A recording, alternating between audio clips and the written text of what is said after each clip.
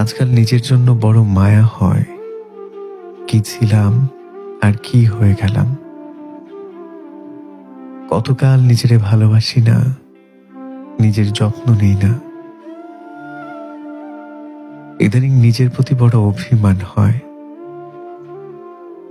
কখনো কখনো মনে হয় সবকিছু ঠিক হয়ে যাবে, অথচ কিছুই ঠিক হয় না। যা পাওয়ার ছিল তা কখনোই পাওয়া হয় না। পেয়েছি সামান্য কিছু মায়া আর অগণিত স্মৃতি। আচ্ছা, আমি কি আমার মধ্যে আছি, নাকি আমার মধ্যে অন্য কেউ বাস করে? আমি ঠিক বুঝতে পারি না। বিশ্বাস করেন, আমি খুব বেশি কিছু চাইনি।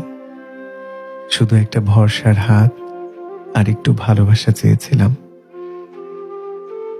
অথচ এতটুকু আমার ভাগ্যে জুটেনি।